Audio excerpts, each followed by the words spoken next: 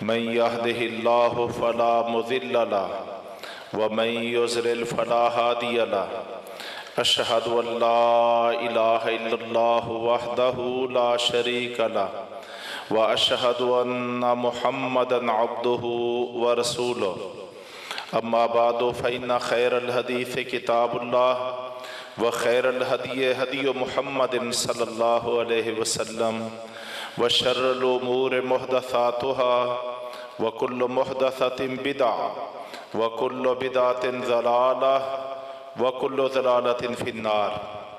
أعوذ بالله السميع العليم من الشيطان الرجيم من همزه ونفخه ونفثه. بسم الله الرحمن الرحيم.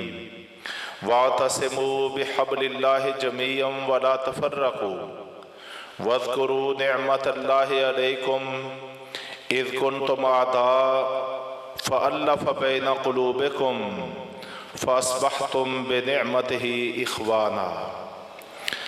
پنڈی بٹیاں کے بھائیوں ساتھیوں، مجھے جب پتہ چلا کہ یہاں پہ ہماری کچھ بیٹیوں نے بخاری شریف کو مکمل کیا ہے اور ہمارے کچھ بچوں نے قرآن حکیم کا حفظ مکمل کیا ہے، تو آپ یقین مانیں مجھے بہت خوشی ہوئی، دلی فرحت ہوئی، اور میں نے یہ سمجھا کہ یہ پنڈی بٹیاں میں نہیں بلکہ آپ لوگوں نے جنگل میں منگل لگایا ہے۔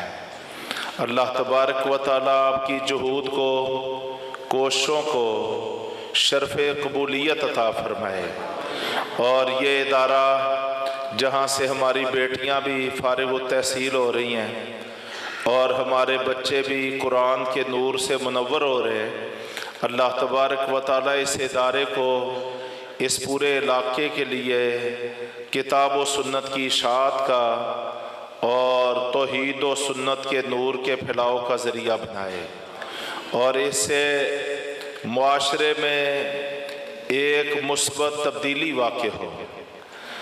محترم بھائیوں،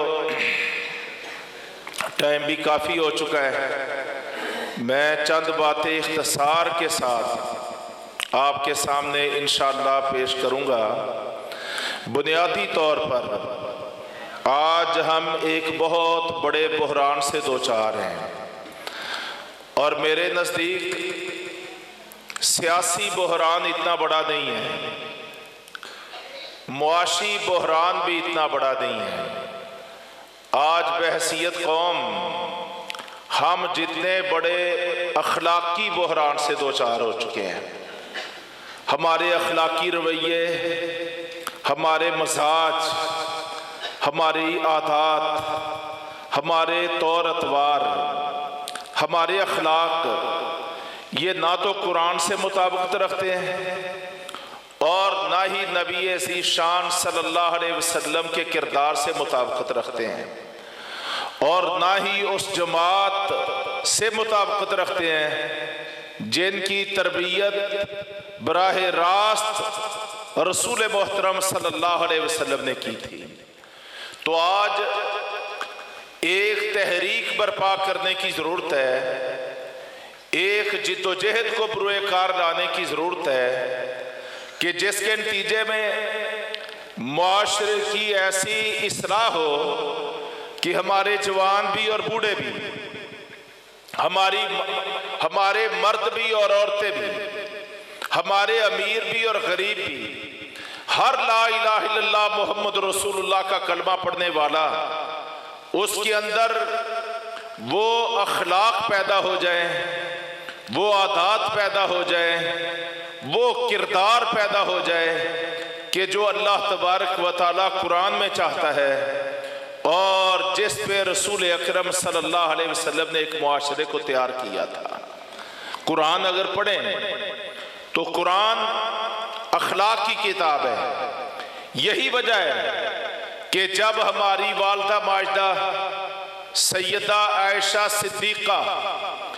صدیقہ بنت صدیق ام المومنین رضی اللہ عنہا سے پوچھنے والے نے پوچھا کہ ماں جی اللہ کے رسول کے اخلاق کے بارے میں بتائیے۔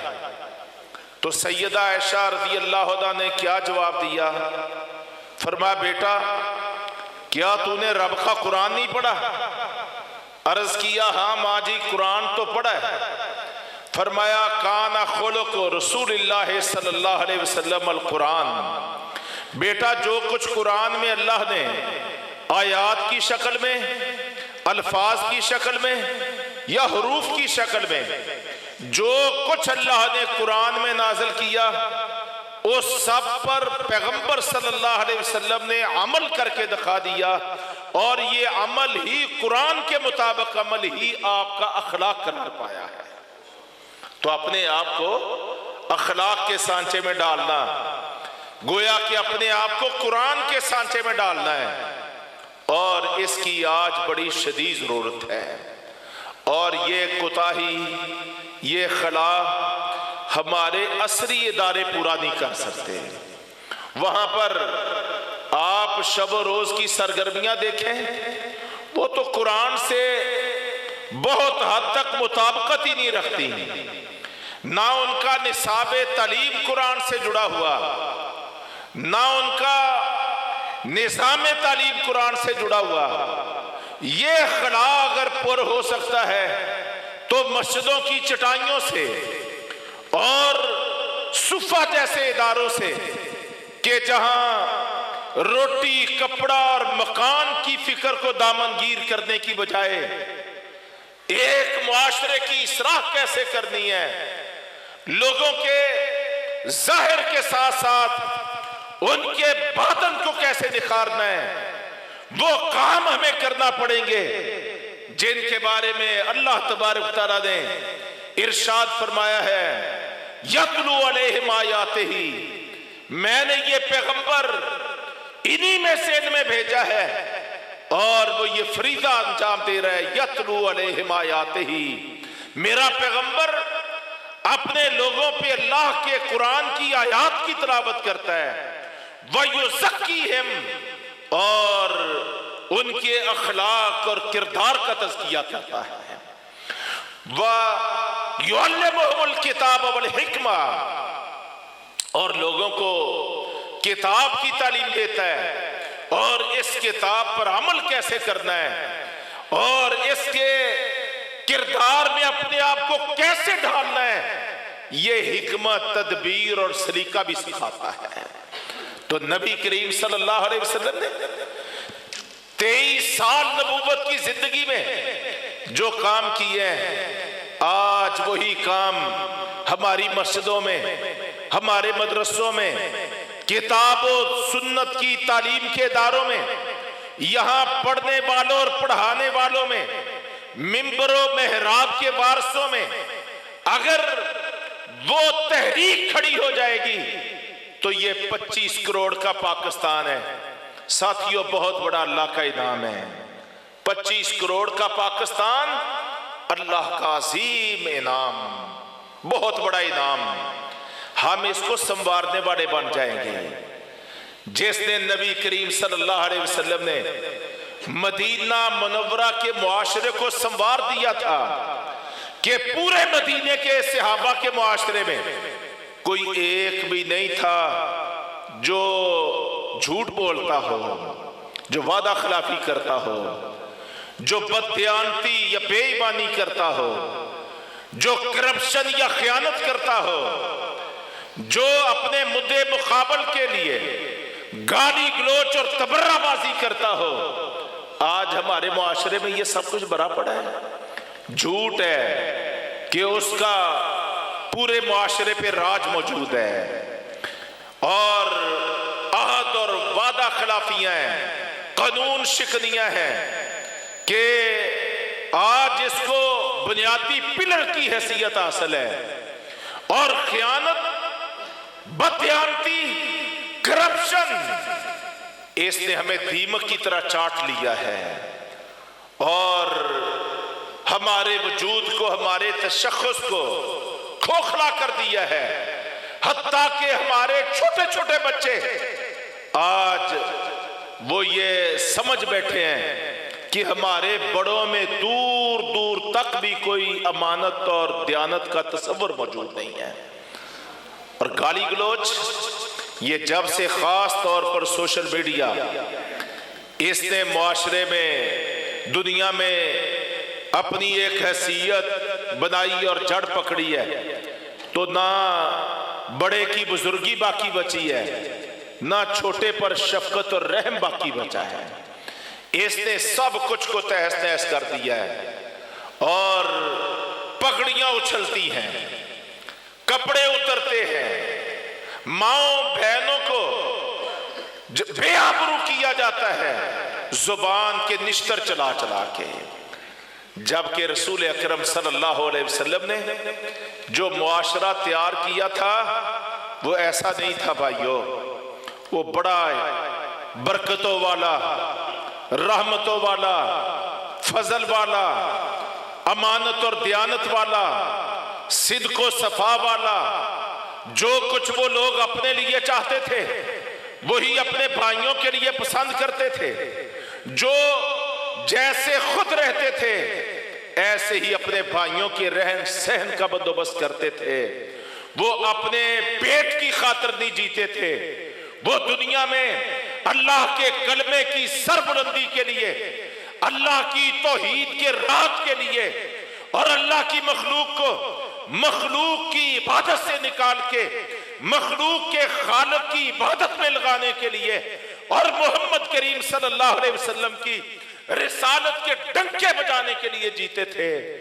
ہم میں اور ان میں یہ ایک بنیادی فرق واقع ہو گیا ہے، وہ اپنی ذات کے لیے کسی سے نبی کریم صلی اللہ علیہ وسلم کی 63 سال کی زندگی کو دیکھیں۔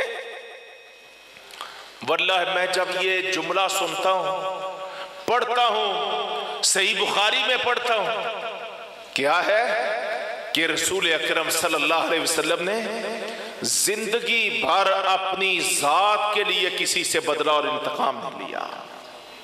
غور کیجئے، بظاہر یہ ایک بات ہے نا، بظاہر یہ بات، لیکن یہ بات نہیں ہے، یہ کردار ہے، یہ کردار ہے۔ کہ آپ کو گالیاں نہیں دی گئی؟ کیا آپ کو پتھر نہیں مارے گئے؟ کیا آپ پر ظلم نہیں ہوا؟ کیا آپ صلی اللہ علیہ وسلم پہ قاتلانہ حملے نہیں ہوئے؟ کیا آپ کے گلے میں کپڑا ڈال کے اس کو اس قدر شدت سے بھینچا نہیں گیا کہ آپ کا سانس گھٹ گیا؟ کیا آپ کو شیب ابی طالب میں محصور نہیں کیا گیا؟ کیا آپ صلی اللہ علیہ وسلم کے دندان مبارک شہید نہیں کیے گئے؟ کیا آپ کو دیس وطن گھر بار چھوڑ کے ہجرتوں پہ مجبور نہیں کیا گیا؟ آپ کے ساتھ خاص طور پر 23 سال نبوت کی زندگی میں ساتھیوں بتاؤ وہ کون سا ظلم ہے جو آپ پر روا نہیں رکھا گیا؟ وہ کون سی بدتمیزی ہے جو آپ سے برتی نہیں گئی؟ وہ کون سی دہشت گردی ہے جس کا آپ کو سامنا نہیں کرنا پڑا؟ لیکن اس سب کے باوجود جب یہ کہا جاتا ہے کہ آپ صلی اللہ علیہ وسلم نے کبھی اپنی ذات کے لیے کسی سے انتقام اور بدلہ نہیں لیا تو یہ معمولی بات نہیں ہے، یہ غیر معمولی بات ہے۔ اللہ ہمیں بھی ایسا ہونے کی توفیق عطا فرمائے۔ میں جب یہ سوچتا ہوں صدیق اکبر رضی اللہ عنہ ساری جماعت صحابہ کے سب سے بڑے سردار، ان کا نام ہے صدیق اکبر، سب سے بڑے سردار سیدنا ابو بکر صدیق رضی اللہ عنہ، اس امت کے سب سے بڑے سردار اور ختم نبوت کے سب سے بڑے پاسبان، اس امت کے سب سے بڑے پشتی بان اور محافظ، اللہ کی حدود کی پہرے داری دینے والے، اللہ تبارک تعالیٰ کے دین کے لیے اپنا سب کچھ لٹا دینے والے سیدنا ابو بکر صدیق۔ کتنا بڑا زخم تھا جب ان کو یہ لگا کہ ان کی لخت جگر اور مومنوں کی ماں سیدہ عائشہ رضی اللہ عنہ پر تہمت لگی۔ اللہ اکبر، تہمت لگنا بھی، بیٹی پر تہمت لگے تو والدین کی حالت کیا ہوتی ہے؟ زندہ درگور جیسے ہو جاتے ہیں، زندہ ہی مار گئے۔ میں اپنے ڈیرے پر بیٹھتا ہوں، وہاں پر لوگ آتے ہیں اور واللہ میں ان کے چہرے کو دیکھ کے میرا دل خون کے آنسو روتا ہے۔ بوڑھے والدین ہوتے ہیں، آتے ہیں کہ بیٹی گھر سے چلی گئی ہے کسی آشنا کے ساتھ، ایسا ہے معاشروں میں یہ سب، اور میں دیکھتا ہوں ہنستے بستے چہرے اور گلاب کی طرح کھلے ہوئے چہرے ایسے مرجھائے ہوتے ہیں کہ جیسے اب ان کی زندگی کی ہر رمق ہی ختم ہو گئی ہے۔ تو بیٹی بہت عظیم ایک ذات ہوتی ہے۔ تو سیدہ عائشہ رضی اللہ عنہ پر تہمت لگی، اور پھر اللہ تبارک و تعالی نے ان کے لیے قرآن میں سورہ نور میں قرآن بنا کے ان کی برات کو نازل کیا۔ جب تہمت لگی ہے تو والدین پر کیا بیتی ہوگی، لیکن میں وہ بات نہیں کرتا۔ میں کہتا ہوں جب اللہ تبارک و تعالی نے سیدہ عائشہ صدیقہ کی برات میں کم سے کم 2 رکوع قرآن کے نازل کر دی ہے، جب یہ قرآن نازل ہو گیا اور تہمت لگانے والے جھوٹے قرار پائے، اور اللہ تبارک تعالیٰ نے ام المومنین سیدہ عائشہ صدیقہ کی کائنات کے خالق و مالک نے خود پاکی بیان کی قرآن بنا کے قیامت تک کے لیے۔ اس موقع پر تہمت لگانے والوں میں ایک صحابی کا نام ہے مصطح بن اثاثہ۔ یہ ابو بکر صدیق کے گھر کے ہی فرد تھے، وہ جو کچھ خود کھاتے تھے ان کو کھلاتے تھے، جو خود پہنتے تھے ان کو پہناتے تھے، جیسا ان کا اپنا طرز بود و باش تھا ایسا ہی سلوک مصطح بن اثاثہ سے کرتے، لیکن وہ فتنے کا شکار ہو گئے۔ اب اللہ نے قرآن بنا کے جب سیدہ عائشہ کی پاکی بیان کر دی، نازل کر دی، ابو بکر صدیق رضی اللہ عنہ نے کوئی گالی نہیں دی، کوئی برا بلا نہیں مصطح کو کہا، کوئی تبرہ بازی نہیں کی۔ ساتھیو، اس معاشرے کی ایک جھلک میں آپ کو دکھانے لگا ہوں ایک واقعے کی شکل میں کہ وہ کیسے عظیم انسانوں کا معاشرہ تھا۔ سیدنا ابو بکر صدیق نے بس اتنی بات کی کہ جو پہلے میں حسن سلوک کرتا تھا نا، آج کے بعد وہ نیکی اور وہ حسن سلوک نہیں کروں گا۔ اچھا مجھے بتاؤ، پڑھے لکھے لوگ بیٹھے ہیں ماشاءاللہ، جہاں دیدہ صاحب بصیرت لوگ آپ بیٹھے ہو، مجھے بتاؤ اس میں کون سی کوئی بڑی بات ہے؟ ایک آدمی کہتا ہے بھیا پہلے میں آپ کو کچھ دیا کرتا تھا، اب آئندہ بھی نہیں دوں گا۔ تو ہم میں سے ہر شخص اپنے معاملات میں اختیار رکھتا ہے، وہ جس کے ساتھ چاہے جتنا چاہے وہ نیکی کرے، وہ ایک کے ساتھ نہیں کرنا چاہتا دوسرے کے ساتھ کر لے، اسلام اس سے منع تو نہیں کرتا ہے۔ تو ابو بکر صدیق رضی اللہ عنہ نے اتنے بڑے مرحلے پر بھی بس اتنی بات کہی کہ جو پہلے کیا کرتا تھا آئندہ نہیں کرنا۔ اللہ اکبر، اللہ نے قرآن کی آیت نازل کر دی سورہ نور کی۔ نبی کریم صلی اللہ علیہ وسلم نے پیغام بھیجا، ابو بکر صدیق کو بلاؤ۔ ابو بکر صدیق تشریف لائے، اے اللہ کے رسول میرے ماں باپ آپ پر قربان میں حاضر ہوں۔ فرمایا ابو بکر، اللہ نے تیرے بارے میں قرآن کی ایک آیت نازل کی ہے۔ ابو بکر صدیق کہنے لگے کہ اللہ کے رسول میرے بارے میں؟ فرمایا ہاں تیرے بارے میں۔ اللہ فرماتا ہے جن کو اللہ نے جان مال عزت وقار کی وسعتیں دی ہوئی ہے، برکتیں دی ہوئی ہیں، ان لوگوں کو کسی بھی اپنے متحد لوگوں کی کوتاہی کی وجہ سے دل گرفتہ نہیں ہونا چاہیے، اور جو وہ احسان پہلے کیا کرتے تھے ان احسانات کو رکنے نہیں دینا چاہیے۔ الا تحبون ان یغفر اللہ لکم، کیا تم پسند نہیں کرتے کہ اپنے ان بھائیوں کی کمی زیادتی پر تم ان کو معاف کر دو؟ اور جب تم اپنے بھائیوں کو معاف کرو گے تو اللہ تبارک تعالیٰ تمہیں معاف کر دے گا اور تمہیں جنت عطا فرما دے گا۔ لو بھائی جان، زیادتی دیکھیں، کوتاہی دیکھیں، اس کا وزن کریں، اور سیدنا ابو بکر صدیق رضی اللہ عنہ کا کردار دیکھیں۔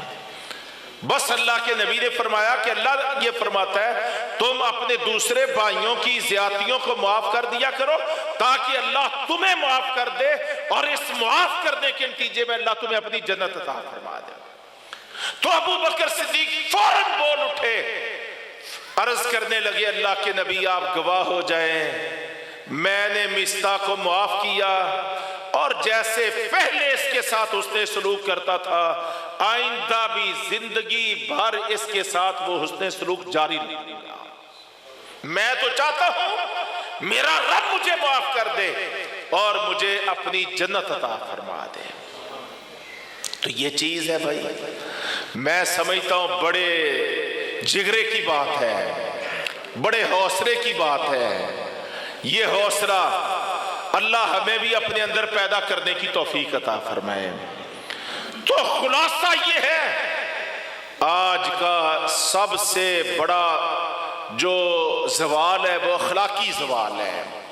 ہمارے اخلاقیات اگر درست ہو جائیں، اللہ کی قسم کھا کے کہتا ہوں حکومتیں کچھ کریں یا نہ کریں، اللہ نے یار دنیا کے وسائل سے ہمیں اتنا نواز دیا ہے، اتنی نعمتوں سے مالا مال کر دیا ہے کہ آپ دیکھیں نا، دنیا کی نعمتوں کے اعتبار سے میں آپ سے پوچھتا ہوں ہم آگے ہیں یا دنیا کی نعمتوں کے اعتبار سے صحابہ کرام آگے تھے؟ ہم آگے ہیں، ہزاروں میل آگے ہیں۔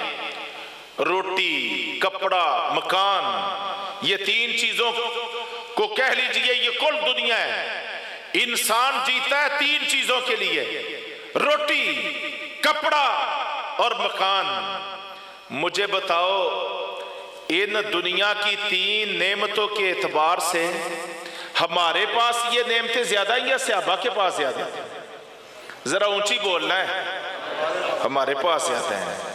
روٹی ہم ان سے بہتر کھاتے ہیں، روٹی ہم ان سے بہتر کھاتے ہیں۔ اور کپڑے، یہ حافظ آباد کا ضلع ہے نا، میں اس ضلع کی بات نہیں کرتا، میں 25 کروڑ کے پاکستان کی بات کرتا ہوں۔ اس 25 کروڑ کے پاکستان میں جو سب سے زیادہ غریب ہے نا، اس کو لا کے سامنے کھڑا کرو اور میں صحابہ کے سرخیل 22 لاکھ مربع میل کے حاکم، مراد رسول، خلیفہ ثانی، فاتح روم و ایران، سیدنا فاروق اعظم رضی اللہ عنہ کا کردار سامنے پیش کروں گا اور ثابت کروں گا کہ ہمارا غریب تر بھی امیر المومنین فاروق اعظم سے بہتر کپڑے آج ڈالتا ہے۔ ایسا ہے کہ نہیں ہے؟ اور مکان، ہمارے مکان زیادہ زبردست ہیں یا جن میں سے صحابہ رہا کرتے تھے؟ روٹی، کپڑا اور مکان، ان تین اعتبار سے ہمارا معاشرہ بہت آگے، ہزاروں میل آگے، لیکن کردار کے اعتبار سے، اخلاق کے اعتبار سے، اللہ کی عبادت کے اعتبار سے، رسول اللہ صلی اللہ علیہ وسلم کی سنت اور سیرت پر عمل کے اعتبار سے، خیر کے اعتبار سے، انسانی ہمدردی کے اعتبار سے، دوسروں کی خیر خواہی اور ایثار کے اعتبار سے، یہ جو اخلاقی روایات ہوتی ہیں، اس اعتبار سے وہ لوگ ہم سے ہزاروں نہیں لاکھوں میل آگے تھے۔ ہم تو سوچ بھی نہیں سکتے یار، ان کی حالت تو یہ تھی کہ ساری رات کسی زمیندار کا، سرمایہ دار کا کنواں چلاتے اور ایک سیر دو سیر کھجوریں ملتی، لا کے ساری کی ساری کھجوریں خدمت نبوی میں پیش کر دیتے تھے۔ ان کی حالت تو یہ تھی کہ وہ کشمیر اور فلسطین کے لوگوں کی جیسے ہم مدد کرتے ہیں نا، ہماری مدد کرنے کا 99% انداز کیا ہے؟ زکوٰۃ، عشر، فطرانہ۔ زکوٰۃ، عشر اور فطرانہ، اس سے ہم غازیوں، مظلوموں، شہداء کے وارثوں کی مدد کرتے ہیں۔ اور وہ لوگ کون تھے؟ جب ان کو یہ پتا چلتا تھا کہ اللہ کے دین کے غازیوں کو اور اعلاء کلمات اللہ کو ہماری مدد کی ضرورت ہے، وہ صرف زکوٰۃ، عشر اور فطرانہ پیش کرتے تھے، یا اپنا آدھا آدھا گھر اور پورا پورا گھر ہی اٹھا لاتے تھے۔ اور جب پوچھا جاتا کہ جناب یہ جو کچھ لائے ہو پیچھے کیا چھوڑ کے آئے ہو، کیا تم نے اپنے عالموں اور خطیبوں کی زبانی یہ باتیں سنی ہے کہ نہیں؟ کہ وہ کہا کرتے تھے جو کچھ میرے ہاتھ میں تھا، میری اوقات میں تھا، سب کچھ لے آیا ہوں، اور پیچھے صرف اللہ اور اس کے رسول کا نام چھوڑ کے آیا ہوں۔ وہ ایسے تھے بھائیوں۔ تو دنیا کے اعتبار سے، دنیا کی نعمتوں کے اعتبار سے ہم بہت آگے، اور دین اور اخلاق کے اعتبار سے، اللہ کی عبادت اور انسانیت کی مدد کے اعتبار سے وہ ہم سے بہت آگے ہیں۔ اور ان سب کا آخر میں خلاصہ عرض کرتا ہوں، ان کے پاس اگر ان کو کچی پکی کچھ کھجوریں مل جاتی اور سادہ پانی مل جاتا کنویں کا، تو وہ شکر بڑا ادا کیا کرتے تھے۔ ان کو 24 گھنٹے میں آدھی آدھی کھجور بھی ملتی تو وہ شکر گزار ہوا کرتے تھے۔ کبھی ناشکری اس معاشرے میں موجود نہیں تھی، کبھی ناشکری۔ نبی کریم صلی اللہ علیہ وسلم کی طرف سے اعلان ہوا ہے کہ بھئی ایک مارکے پر جانا ہے۔ ابو موسیٰ اشعری بیان کرتے ہیں، صحیح بخاری میں یہ روایت ہے، وہ کہتے ہیں کہ ایسے وقت میں اللہ کے پیغمبر کی طرف سے یہ اعلان ہوا مارکے پر جانے کا کہ جب ہماری حالت یہ تھی کہ ہمیں اپنے پاؤں میں ڈالنے کے لیے ان دنوں جوتے بھی میسر نہیں تھے۔ کیسے چلا کرتے تھے؟ ننگے پاؤں۔ دور کا مارکا ہے اور مارکے پر جانا ہے، اللہ کے رسول کی طرف سے اعلان ہو گیا ہے۔ ہم ہوتے تو شکوے کرنے بیٹھ جاتے ہیں، شکایتیں کرنے، ناشکریوں کے رجسٹر ہم کھول دیتے، لیکن پڑھو ابو موسیٰ اشعری رضی اللہ عنہ کی یہ روایت، کہتے ہیں کہ ہم لوگ مدینہ کے گلی کوچوں میں گھوم گئے اور دیکھا جہاں پھٹا پرانا کوئی کپڑا، کوئی چیتھڑا، کوئی ٹاکی جس کو ہم بولتے ہیں نا پنجابی میں ٹاکی، ٹاکیاں، یہ ہمیں میسر آئی۔ ہم نے کوڑے کے ڈھیر سے ادھر ادھر سے پھٹے پرانے کپڑے، ٹاکیاں، ان کو ہم نے اکٹھا کر لیا اور پاؤں پر ان کو جیسے وہ پٹی باندھتے ہیں نا، ایسے پاؤں پہ ہم نے لپیٹ لیا، اور ہم نے ایک لمحہ بھی تاخیر نہیں کی۔ ادھر اللہ کے رسول کا حکم ہوا، ادھر پاؤں پہ ٹاکیاں باندھ کے، چیتھڑے پہن کے ہم نے اللہ کے رسول کی قیادت میں سفر شروع کر دیا۔ ابھی کچھ سفر کیا تھا کہ جناب پتھریلے راستوں پر چلنے کی وجہ سے وہ کپڑے جو خود پہلے بسیدہ اور پرانے تھے وہ کپڑے پھٹ گئے تھے، وہ جناب چیتھڑے اڑ گئے تھے، اور ہمارے پاؤں اور تلوے ننگے ہو گئے تھے، لیکن ہم نے اللہ کے رسول سے پیچھے رہنا برداشت نہیں کیا۔ ہم چلتے رہے حتیٰ کہ نیچے سے ہمارے تلوے بھی اتر گئے اور ہمارے پاؤں کے ناخن بھی اتر گئے۔ اس مارکے کا نام اپنے استاذوں سے پوچھو، میرے دائیں بائیں اس وقت علماء بیٹھے ہیں، اس مارکے کا نام ہے غزوہ ذات الرقاع، ٹاکیوں والی جنگ، چیتھڑوں والی جنگ، پھٹے پرانے کپڑوں کو پاؤں پہ لپیٹ کے لڑی جانے والی اور سر کیا جانے والا مارکا، یہ اللہ کے رسول صلی اللہ علیہ وسلم کے صحابہ ہیں۔ احزاب کے موقع پر آپ جانتے ہیں انہوں نے پیٹ پہ کیا باندھا تھا؟ پتھر باندھا تھے، لیکن 1000 صحابہ میں سے آپ کسی کا شکوہ نہیں سنا سکتے، بلکہ جب پیٹ پہ پتھر باندھے ہوئے تھے نا، اور ادھر سے اوپر دیکھو پہاڑی چوٹیوں سے دشمن، نیچے وادیوں سے دشمن، ہر طرف سے کالی آندھیوں کی طرح جناب دشمن عمدہ آ رہا تھا، ان کی زبان پر کیا کلمات تھے؟ نحن الذین بایعوا محمدا علی الجہاد ما بقینا ابدا۔ اپنوں تم بھی سن لو، بیگانوں تم بھی سن لو، حملہ آوروں تم بھی سن لو، اتحادیوں تم بھی سن لو، یہ نہ دیکھو کہ ہم نے پیٹ پہ پتھر باندھے ہوئے ہیں، یہ ہمارے پیٹ کو نہ دیکھو، ہمارے دل کی کائنات کو دیکھو کہ جب ہم نے لا الہ الا اللہ محمد رسول اللہ کا کلمہ پڑھا تھا، اس وقت ہم نے اس بات کا عزم کر لیا تھا، قیامتیں ٹوٹتی ہیں ٹوٹ جائیں، آندھیاں چلتی ہیں چلیں، طوفان آتے ہیں آ جائیں، ساری خدائی دشمن ہوتی ہو جائے، جو کچھ ہوتا ہے ہو جائے، لیکن اب جب تک جان میں جان ہے، وجود میں آخری سانس ہے، کبھی دنیا ہمیں محمد کریم سے بے وفائی کرتے ہوئے نہیں دیکھے گی۔ یہ ہیں وہ لوگ کہ جن کے نتیجے میں پھر اللہ تبارک و تعالیٰ نے اپنی ساری زمین کو، بر صغیر و بر اعظموں کو توحید و سنت کے نور سے منور کر دیا تھا۔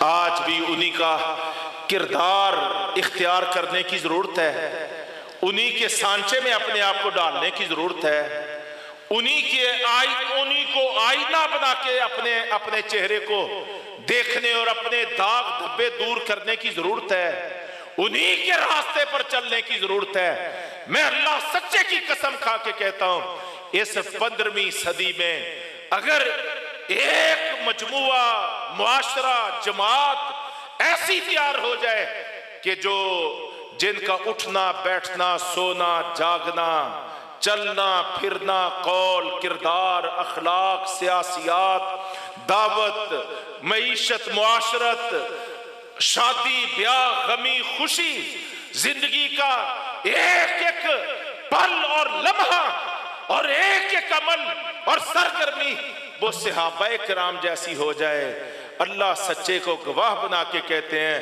یہ 15ویں صدی آپ دیکھیں گے بڑے آج ہمارے ذمہ دار بھی پریشان، ہمارے تاجر بھی پریشان، یہ ہو گیا وہ ہو گیا۔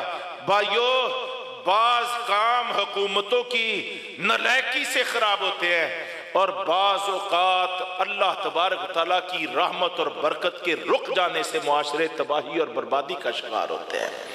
ہم اس طرف دیکھتے ہی نہیں ہیں، ہم جو بھی ہے اس کا مورد الزام اپنے مقابلے والے کو حکومتوں کو ٹھہراتے ہیں، دنیا کے طاقتور فیصلہ سازوں پر الزام دھرتے ہیں۔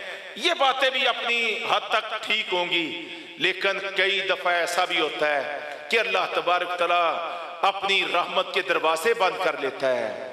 وہ جو آسمان سے جناب رزق نازل ہوتا ہے، وَفِي السَّمَاءِ رِزْقُكُمْ وَمَا تُوعَدُونَ، لوگوں تمہارا رزق کھیتوں کھلیانوں میں نہیں ہے، تمہارا رزق انسانوں کے ہاتھ میں نہیں ہے۔ وَفِي السَّمَاءِ رِزْقُكُمْ، تمہارا رزق تو آسمانوں میں ہے، فیصلے تو وہاں پہ ہوتے ہیں، دروازے برکتوں کے تو آسمانوں سے کھلتے ہیں۔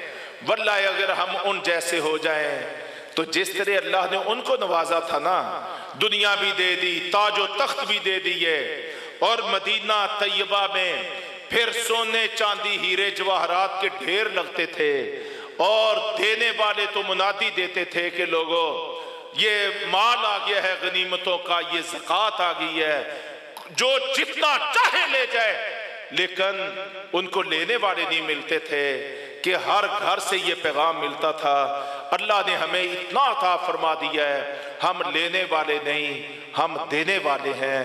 ہمارے حکمرانوں کا یہ حال ہے کہ سارے ملک میں اگر سب سے بڑا کوئی انٹرنیشنل بکاری دیکھنا ہو تو وہ پاکستان کے حکمرانوں کو دیکھ لو. اور وہ لوگ تھے اللہ نے اتنا ان کو برکتوں اور رحمتوں اور فضل و کرم سے مالا مال کر دیا تھا کہ وہ لوگ کہتے تھے اب ہمیں سونے کی ڈلی زکوٰۃ کی اس کی ہمیں ضرورت نہیں ہے، یہ ہم دینے والے ہیں، ہم لینے والے نہیں ہیں. میرے بھائیوں، آج بھی یہ وقت آ سکتا ہے، اس دور کو آواز دی جا سکتی ہے، عظمت رفتہ کو پکارا جا سکتا ہے، وہ وقت دوبارہ پلٹ سکتا ہے. بس اس کے لیے ایک ہی چیز کی ضرورت ہے، اور وہ باتوں کی بجائے، وہ نعروں کی بجائے، وہ خالی خولی منافقانہ پن کی بجائے، وہ زہری نمود و نمائش کی بجائے وہ حقیقی کردار کو کھڑا کرنے کی ضرورت ہے. اس پر اپنی نسلوں کو تیار کرنے کی ضرورت ہے. اس کے لیے اپنے تعلیمی اداروں کے نصاب اثر نو مرتب کرنے کی ضرورت ہے، اور اس کے لیے ایک ایسی ٹیم تشکیل دینے کی ضرورت ہے جو لوگوں کا شعور بیدار کرے اور ان کو بتائے کہ سارا فضل، سارا رزق، ساری عزت، ساری عظمت، سارا وقار حکومت کس کو دینی ہے، لینی کس سے ہے، عزت کس کو دینی ہے، ذلیل کس کو کرنا ہے، یہ سب کچھ ایک ذات بابرکات کے ہاتھ میں ہے. اگر ہم اس کے ساتھ مخلص ہو گئے اور اس کے آخری پیغمبر صلی اللہ علیہ وسلم کی سیرت اور اسوہ حسنہ کے ساتھ جڑ گئے، اور آپ کی جماعت جو تیار کردہ جماعت ہے اس جماعت جیسے ہونے کی جس دن ہم نے کوشش اور جد و جہد شروع کر دی، ہمارے دن بھی بدل جائیں گے، ہمارے حالات بھی بدل جائیں گے، ہمارے رنگ بھی بدل جائیں گے، ہمارے منظر بھی بدل جائیں گے، ہمارے دھارے بھی بدل جائیں گے. کسی دشمن میں اتنی اوقات نہیں ہے کہ وہ ہمارے سامنے کھڑا ہو سکے، ہمیں للکار سکے. اگر ہم صاحب کردار ہوئے تو زمین کے لشکر بھی ہمارے ہم رقاب ہوں گے، آسمانوں کے لشکر بھی ہمارے ساتھ ہوں گے. تو اللہ تبارک تعالیٰ سے میں دعا کرتا ہوں کہ اے رب کریم تو ہمیں ہماری مدد بھی فرما، ہمیں توفیق بھی عطا فرما، ہمیں الہاد اور مادہ پرستی سے بچ کے اللہ پرستی اور اس کی توحید اور اس کے نبی کی سنت اور اس کے نبی کے صحابہ کے طریقے، اے اللہ تو ان پر ہمیں کھڑا ہونے، آگے بڑھنے اور اس کی پیروی کرنے اور اس کے مطابق اپنے آپ کو ڈھالنے کی توفیق عطا فرما. بھائیو، صرف دنیا کی ترقی چاہتے ہو تو سائنس میں آگے بڑھو، آئی ٹی میں آگے بڑھو، انجینئرنگ میں آگے بڑھو، میڈیکل میں آگے بڑھو. اگر صرف دنیا کی کامیابی کافروں کی طرح، اللہ کے منکروں کی طرح، ملحد و بے دینوں کی طرح، سیکولر مستشرقین کی طرح، مشرق و مغرب میں پھیلے ہوئے اللہ کے باغیوں کی طرح اگر صرف دنیا کی ترقی چاہتے ہو تو پھر ان فنون میں آگے بڑھو. اور اگر دین اور دنیا کا حسین امتزاج چاہتے ہو، دنیا اور آخرت کی ترقی چاہتے ہو، پھر ان علوم و فنون کی ہم نفی نہیں کرتے، لیکن ان سب کے ساتھ ساتھ پھر قرآن کے ساتھ آگے بڑھو، پھر نبی کی سنت کے ساتھ آگے بڑھو، پھر صحابہ کے کردار کے ساتھ آگے بڑھو. اللہ تمہیں دنیا میں بھی سرفراز کر دے گا، اللہ تمہیں آخرت میں بھی کامیاب و کامران کر دے گا. وما علینا الا البلاغ. السلام علیکم ورحمۃ اللہ وبرکاتہ.